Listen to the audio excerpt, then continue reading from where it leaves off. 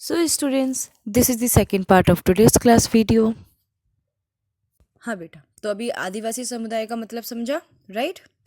आदिवासियों को बेटा अधिकतर ट्राइबल ग्रुप्स भी बोला जाता है। क्या बोला जाता है? Tribal groups. ठीक है। You may have heard the term scheduled tribes. Scheduled tribe is the term used for Adivasi used by the Indian government in various official documents. There is an official list of tribes. Scheduled tribes are often grouped together with scheduled caste in the category scheduled caste and scheduled tribes. जो बेटा हमारे वैसे आदिवासी है, लेकिन हमारे constitution में इन आदिवासियों को शेड्यूल्ड ट्राइब बोला जाता है। ठीक है, इसीलिए अधिकतर हम एसटी या एससी का नाम सुनते हैं। ओके, नाउ अगर हम आदिवासी की बात करें तो Adivasi practice a range of tribal religions that are different from Islam, Hinduism, Christianity. आदिवासी भी डिफरेंट रिलीजन से बिलोंग करते हैं। These often involve the worship of ancestor, village, sorry हाँ सुनो, जो आदिवासी कम्युनिटी है वो हिंदू, मुस्लिम या इस क्रिश्चियनिटी इन रिलीजन से थोड़े अलग होते हैं। इनके बिलीव्स, इनकी मान्यताएं इनसे थोड़े अलग होते हैं। ये अधिकतर अपने एंसेस्टर्स मतलब अपने पूर्वजों की पूजा करना ज़्यादा पसंद करते हैं। विलेज गांव में रहना ज़्यादा पसंद करते हैं।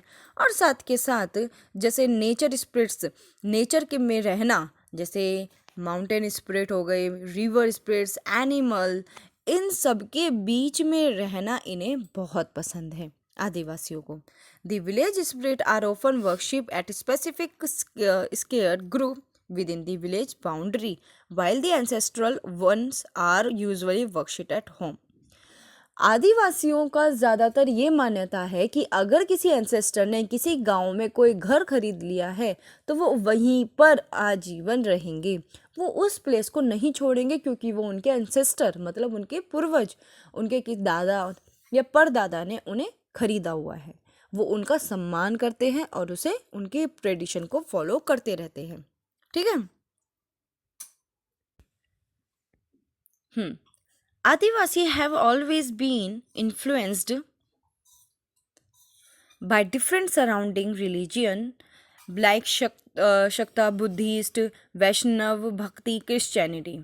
जो आदिवासी कम्युनिटी है ना, ज़रूरी नहीं है बेटा कि ये एक ही मतलब स्पिरिचुअलिटी मतलब एक ही अंधविश्वास में अटके रहें परंपराओं में।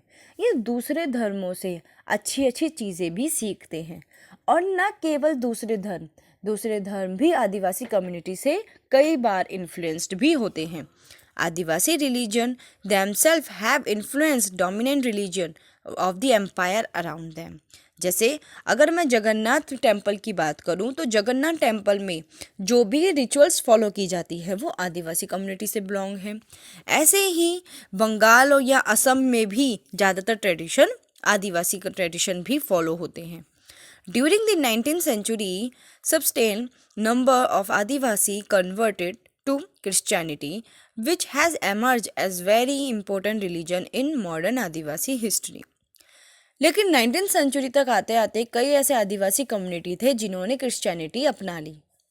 इसका एक रीज़न बेटा ये भी था कि क्योंकि हिंदू अपने एक धर्म को मान्यता देते हैं, मुस्लिम कम्युनिटी अपने धर्म को मान्यता देते हैं, लेकिन बेचारे जो आदिवासी कम्युनिटी थे उनके पास अपना कोई एक रिलीजन नहीं था, अपनी कोई एक पहचान नहीं थी।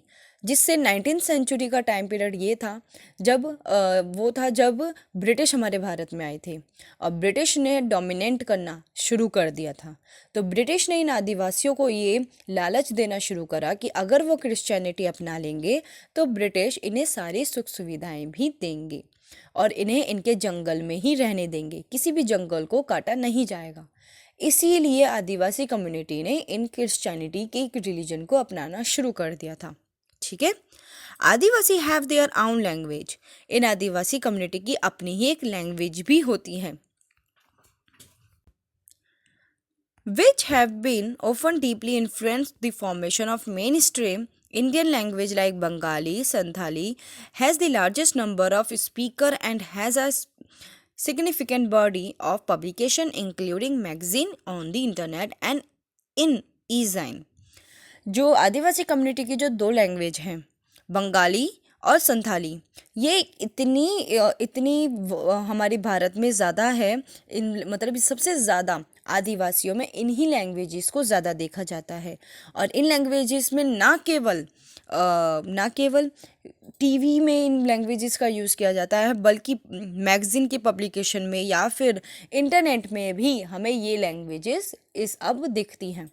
तो एक तरीके से आदिवासी कम्युनिटी सिर्फ एक पर्टिकुलर जंगल तक नहीं रहे। आदिवासी कम्युनिटी अब अपनी ट्रेडिशन, अपने कल्चर, अपनी लैंग्वेज को भी स्प्रेड आउट कर रहे हैं। ठीक है,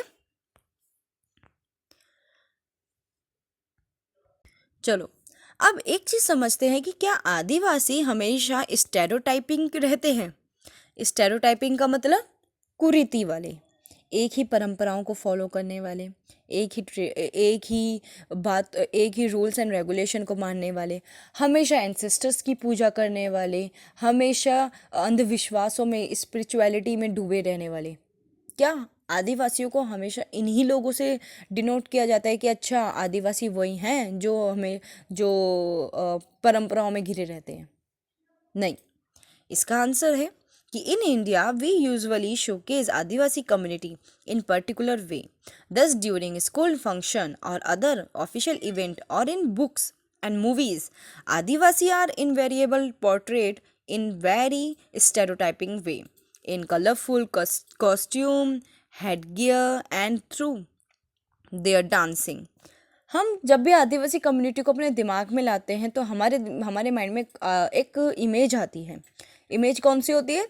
एक पर्टिकुलर वो ह्यूमन है जिसने पत्तों के छाल पहन रखी है, नीचे की तरफ बॉटम एरिया पत्तों से ढका हुआ है और सर पे पत्तों की एक उसकी हेड गियर है। ठीक है, हाथ में एक लाठी है और डांस कैसे करते हैं? अपने स्टाइल में, है ना? ठीक है, तो हम हमेशा आदिवासियों को इसी तरह से देखते आए हैं। These often wrongly lead to people believing that they are exhaustic, primitive and backward. लेकिन अगर मैं सच कहूँ तो आदिवासियों को अधिकतर हम बस ऐसा सोचते हैं, वो ऐसा नहीं है। वो एक एग्जॉस्टिक हैं, वो नई चीज़ों को भी एक्सेप्ट करते हैं लेकिन पुरानी चीज़ों को भी मानते हैं। वो कभी भी पुरानी चीज़ों का अनादर नहीं करते, वो लेकिन नई चीज़ें भी एक्सेप्ट करते हैं साथ के साथ। तो एक तरीके से जो हमारी जो आदिवासियों को लेकर सोच है वो एक सीमित है। हमें उसको एक ब्रॉड कॉन्सेप्ट में बनाना है, उन्हें एक अपनी सोसाइटी का एक मेंबर बनाना है। ठीक है, चलो आज की क्लास में बस हम इतना ही स्टडी करेंगे, नेक्स्ट क्लास में इसके आगे की स्टडी करेंगे। ठीक है, तो अब आपका काम है जहाँ तक मैंने आपको पढ़ाया है वहाँ तक आप रीड करो और इम्पोर्टेंट पॉइंट्स को अंडरलाइन करना। Okay, thank you students.